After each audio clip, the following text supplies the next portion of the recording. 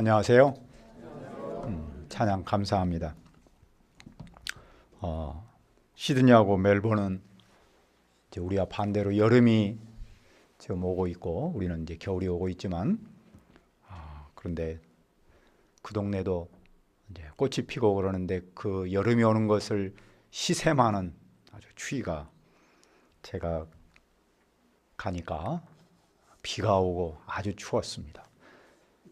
우리나라는 제가 집에 와서 보니까 온돌이 따뜻한데 얼마나 따뜻해서 좋은지 거기는 추워도 온돌이 히터를 안 틀어서 더 추웠습니다. 이곳이 참 따뜻하고 좋다는 생각을 다시 한번 하게 되었습니다. 또 특송을 들으니 아주 은혜롭습니다. 말씀에도 은혜가 있기를 바랍니다. 우리 39절 요절 말씀을 같이 한번 읽겠습니다. 시작. 예수를 향하여 섰던 백부장이 그렇게 숨지심을 보고 이르되 이 사람은 진실로 하나님의 아들이었도다 하더라. 은혜로우신 아버지 하나님, 또 한 주간 우리와 함께 하시고 이 시간 예배할 수 있도록 인도하신 것을 감사합니다. 성령 하나님께서 우리를 지켜주시고 또 예배할 때 한 말씀을 허락하여 주시옵소서. 예수님의 이름으로 기도합니다. 아멘. 지난주에 몽기 목자님이 아주 눈물로 감동적인 메시지를 전한 줄 압니다. 그만큼 그는 인격적으로 예수님을 만나고 고백한 것으로 압니다. 오늘도 우리는 예수님을 인격적으로 만나고 증언하는 그 사람들을 만납니다. 그들이 증언하는 예수님은 누구십니까? 첫째, 예수님은 고난 당하십니다. 그런데 특별히 그 중에서도 예수님은 조롱을 당하십니다. 빌라도는 예수님에게 사형 선고를 했습니다. 그러자 그의 보아들이 예수님을 데리고 와서 조롱부터 합니다. 어떻게 조롱합니까? 군인은 예수님께 자색 옷을 입히고 가시관을 씌우고 이렇게 말하죠. 유대인의 왕이여 평안할지어다. 그들은 갈대로 예수님의 머리를 치고 침을 뱉으며 꿇어 절합니다. 그들은 예수님을 왕으로 풍자하면서 조롱하고 있는 것이죠. 그들은 희롱을 다한 후 십자가에 못 박으려 예수님을 끌고 나갑니다. 마침 시몬이 지나는데 군인은 그를 억지로 같이 가게 하여 예수님의 십자가를 지웁니다. 예수님은 십자가의 가로대를 지고 갔을 겁니다. 예수님은 몹시 지쳤습니다. 채찍을 맞으셨기 때문에. 그러자 군인은 시몬으로 하여금 그 십자가를 지도록 합니다. 그는 억지로 십자가를 졌지만 십자가를 짐으로써 역사에 그 이름이 남아있죠. 예수님은 골고다 즉 해골이라는 곳에 이르렀습니다. 군인이 예수님께 모략을 탄 포도주를 주었으나 받지 않습니다. 그들은 예수님을 십자가에 못 박습니다. 십자가형은 역사에서 가장 끔찍하고 아프고 치욕적인 거라고 합니다. 그 고통은 말할 수 없는 것이겠죠. 그런데 군인은 예수님의 옷을 갖기 위해서 제비 뽑습니다. 무엇보다도 성경은 왜 군인이 제비 뽑은 일을 말하고 있을까요? 그들의 행동은 성경을 이루는 일이기 때문입니다. 성경의 관심은 예수님의 육체적 고통을 묘사하지 않습니다. 그것보다도 오히려 예수님의 옷을 처분하는 일에 관심을 갖고 그것을 추적하는 데 있습니다. 다시 말해서 그렇게 작은 것도 성경을 이루는 것이라면 예수님께서 십자가에 죽으시는 일이야말로 얼마나 성경을 이루기 위해서 애를 쓰고 있는가를 보여주는 것이겠죠. 예수님은 언제 십자가에 못 박이십니까? 25절과 26절을 읽읍시다. 시작. 때가 제3시가 되어 십자가에 못 박으니라. 그 위에 있는 죄패의 유대인의 왕이라 썼고, 제3시는 일반적으로 오전 9시를 말합니다. 죄패에 쓴 유대인의 왕이라는 말은 빌라도가 예수님께 물었던 말이죠. 그 말을 정치적으로 해석하면 로마 황제에게 역심을 품은 역적이라는 뜻입니다. 그러나 성경적으로 유대인의 왕은 하나님의 아들을 말하죠. 빌라도가 어떤 뜻으로 유대인의 왕이라고 썼던지 간에 예수님의 정체성을 온 세상 만방에 선언하는 것입니다. 왜냐하면 예수님은 하나님의 아들로 십자가에 못 박히셨기 때문입니다. 유대인의 왕 예수님은 그런데 누구와 함께 못 박히셨습니까? 그분은 강도들과 함께 못 박히셨습니다. 그것은 예수님께서 강도와 같은 흉악범으로 돌아가심을 뜻합니다. 예수님의 십자가형은 그만큼 끔찍하지요. 다시 말하면 그것은 인류의 죄, 바로 우리의 죄가 강도만큼 끔찍하다는 사실을 보여주고 있습니다.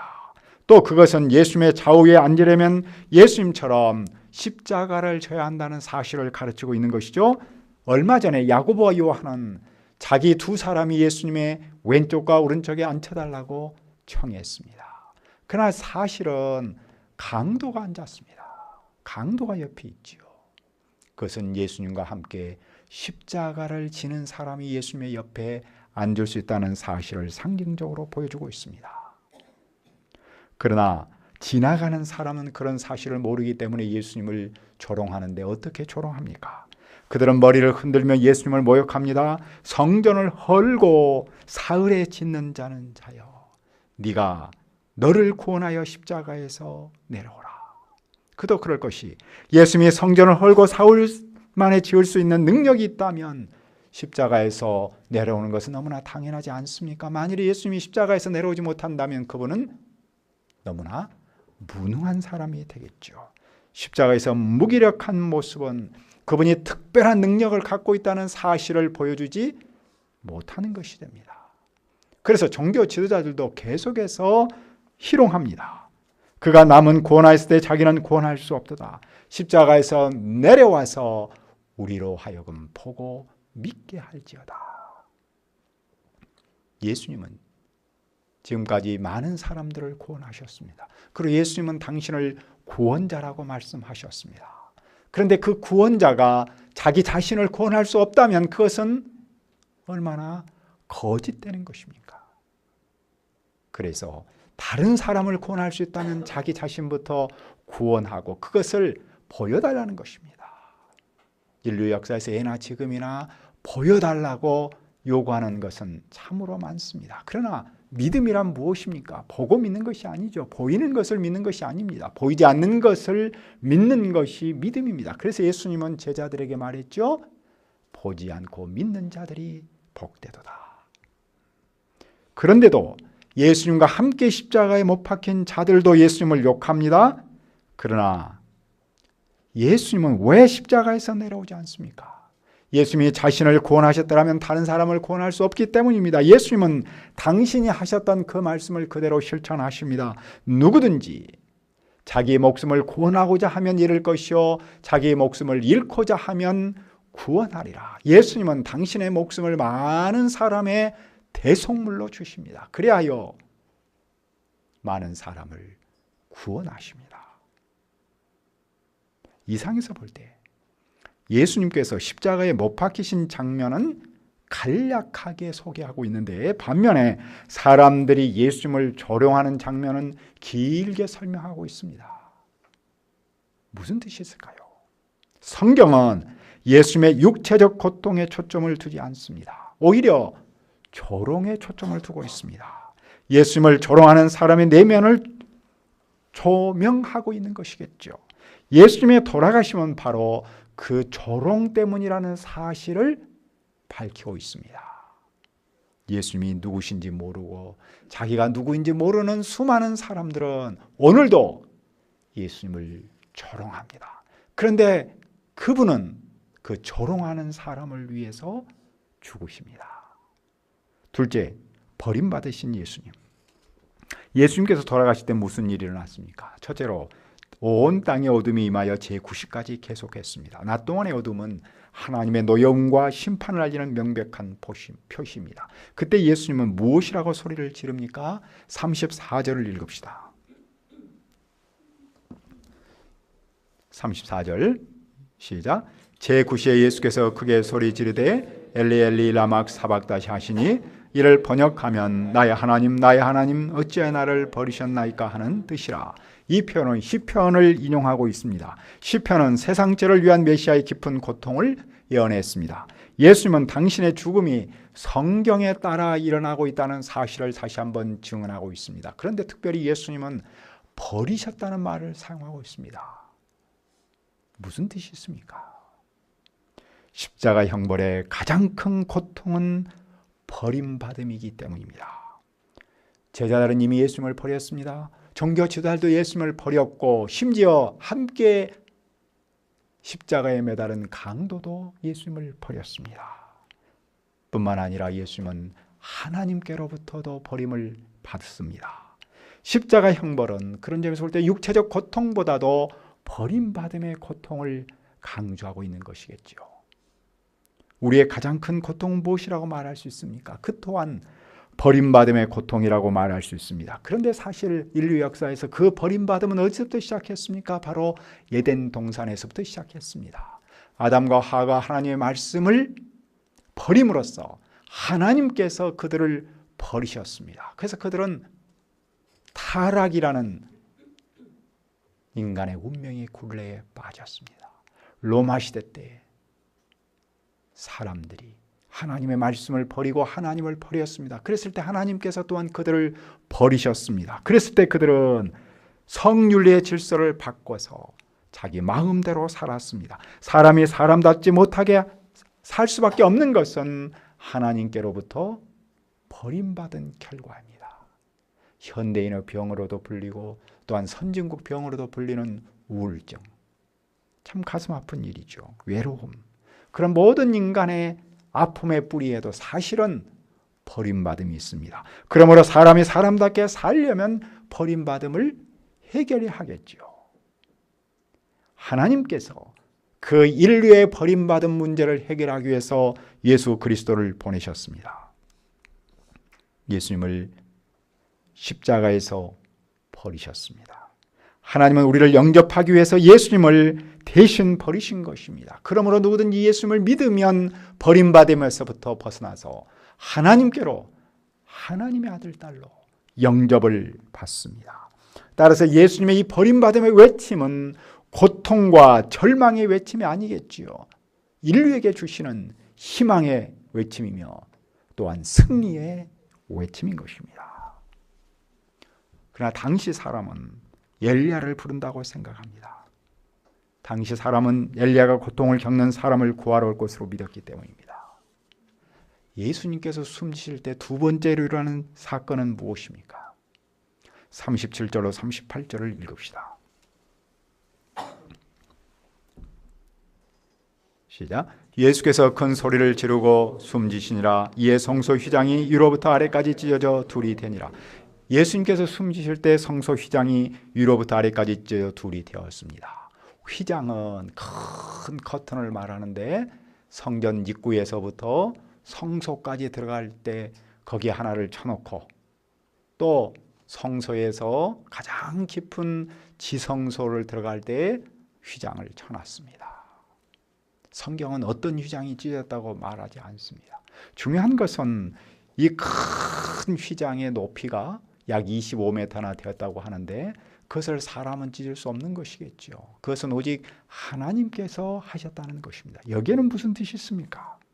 먼저 성전 건물이 무너지고 새 성전이 시작했음을 뜻합니다. 예수님의 죽음은 제사장의 권력과 영향력이 지배하는 건물 성전의 시대가 끝났음을 보여주고 있습니다. 다음으로 죄인이 거룩하신 하나님께 갈 수 있는 새로운 살 길이 열렸음을 보여줍니다. 휘장은 거룩하신 하나님과 죄인인 사람의 사이를 가로막은 것이었습니다. 죄인은 하나님께 들어갈 수 없었습니다. 그러나 이제 휘장이 찢어짐으로써 죄인이 하나님께 담대히 들어갈 수 있는 새로운 살 길이 열린 것이죠.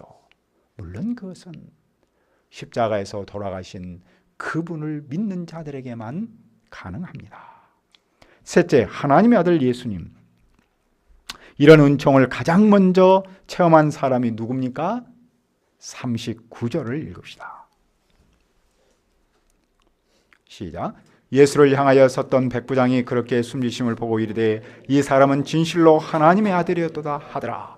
백부장은 로마 군대의 하급 장교 중에 한 사람이죠. 그 사람이 지금 이 모든 예수님의 십자가 처형을 책임지는 지휘관이었겠죠. 그런데 그 사람이 예수님께서 십자가에서 죽으시는 모습을 보고 무엇이라고 고백합니까? 이 사람이 진실로 하나님의 아들이었도다.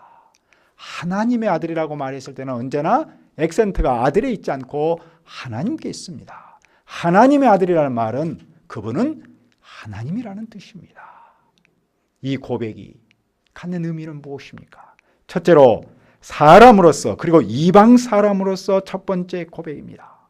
그는 마가복음이 증언하는 예수님을 정확하게 고백하고 있습니다. 자, 우리는 기억합니다. 마가복음 1장 1절이 무엇입니까? 하나님의 아들 예수 그리스도의 복음의 시작이라. 바로 그 하나님의 아들을 이 사람이 받아들이고 있습니다. 그러니까 마가복음은 하나님의 아들로 시작해서 하나님의 아들로 끝나겠지요. 그런데 이 사람은 누굽니까? 예수님의 제자들 다릅니다. 엄밀하게 말하면 예수님의 제자들도 예수님을 하나님의 아들이라고 고백하지는 않았습니다. 물론 그리스도라고 고백했기 때문에 같은 사상이지만 어쨌든 이방 사람이 그렇게 고백했다는 것이 중요하지요. 뿐만 아니라 예수님이 십자가에서 돌아가시는 그 모습을 보고 그곳에서 패배자가 아닌 하나님으로 고백했다는 것 또한 그의 고백이 빛을 내는 것입니다. 둘째로 그는 삶의 의미와 목적이 달라졌음을 고백한 겁니다. 그는 로마 군인이었습니다. 당시 로마 군인은 가이사 황제를 향해서 당신은 신의 아들이라고 고백합니다. 그러나 그는 그 고백을 과감하게 바꿉니다. 가이사는 하나님의 아들이 아니다. 십자가에 못 박히신 바로 그분이 하나님의 아들이시다라고 고백한 것이죠. 마가가 지금 현재 로마가 현재 세상을 다 잡고 있고 또 황제가 시퍼렇게 살아 있습니다. 그럼에도 불구하고 그의 고백은 단호하지 않습니까? 그는 명목상 하나님의 아들인 가이사로부터 진정한 하나님의 아들인 예수님께로 자신의 충성과 헌신을 옮기고 있는 겁니다. 지금까지 그의 삶의 의미와 목적은 로마에게 충성하고 헌신하는 것이었습니다. 그것은 또 다르게 말하면 자기 자신의 성공과 출세를 위한 것이 그의 삶의 의미요 목적이었다고 말할 수 있겠죠. 하지만 이제부터 그의 삶의 의미와 목적을 바꾼 것입니다. 즉 예수님께로 바꾼 것이죠. 그는 예수님께 충성하고 그 복음 사역을 위해서 헌신하겠다는 겁니다. 그가 이렇게 할 수 있는 이유가 무엇입니까? 그것은 바로 십자가에서 죽으신 예수님을 통해서 예수님의 조롱과 버림받음이 바로 자기 자신을 위한 것이라는 것을 영접했기 때문입니다. 그것은 하나님의 아들 예수님을 통해서 조롱과 버림받음을 해결하고 영접의 은혜를 깨달았기 때문입니다. 그는 하나님의 아들 예수님을 믿음으로 자기 자신이 하나님의 아들이 되었다는 사실을 발견한 것이겠지요. 그래서 그는 새로운 존재가 되었기 때문에 새로운 충성과 새로운 헌신을 할 수 있는 겁니다. 그의 고백이 마가 교회에게 준 의미는 무엇이겠습니까? 마가 교회도 이 고백을 해야 합니다. 그리고 그 고백에 맞는 삶을 살아야 하는 것이겠죠. 지금 마가 교회는 로마라는 강력한 권세 앞에서 힘들게 버티고 있을 겁니다. 박해 때문이죠. 로마 황제를 신으로 섬기면서 살아가는 사회에서 예수님을 주님으로 섬기고 산다는 것은 정말로 녹록하지 않지 않겠습니까? 하지만 백부장의 충성을 옮긴 것처럼 교회는 충성과 헌신을 옮겨야 합니다. 아니, 교회가 이미 그런 충성과 헌신을 옮겼다면 세상의 흐름 속에서 흔들리지 말고 더욱 견고한 삶을 살기를 바라는 것이겠지요. 그리고 그것은 그 거대한 로마 사회 속에 그분의 삶을 증언하는 증언자의 삶으로 이어져야 한다는 것이겠죠. 그것이 바로 오늘 우리에게 주는 의미가 아니겠습니까? 오늘 우리가 왜 예수님께 충성하며 그 사역에 헌신하는 겁니까? 우리는 예수님을 성자가 아닌 하나님의 아들, 하나님으로 믿기 때문입니다. 그분이 나의 조롱과 버림을 대신 받음으로써 하나님의 아들, 딸로 영접되었다는 사실을 믿기 때문입니다.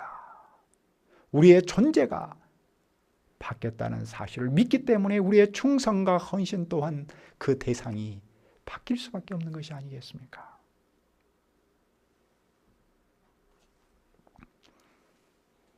제가 지난주에 멜버른 잠깐 다녀왔습니다. 2박 3일 다녀왔는데요. 요셉 선교사님, 에스더 선교사님들이 아주 또 네 딸들이 아주 건강하게 씩씩하게 목자들로 자라고 있더군요. 그 막내딸이 벌써 대학교를 갑니다. 고등학교 3학년인데 그렇게 평온하고 행복할 수가 없어서 그 점은 호주가 부러웠습니다. 한 2주 후에 시험 본다고 그러대요.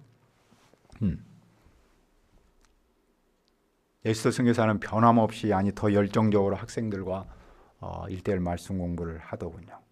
집에서 멜번 대학까지는 차로 그 시내를 오기 때문에 이제 트래픽이 있고 그래서 1시간 정도 걸리는데 어떤 날은 새벽에 1:1을 해야 한다고 새벽에도 가고 또 오후에도 가고 그러더라고요.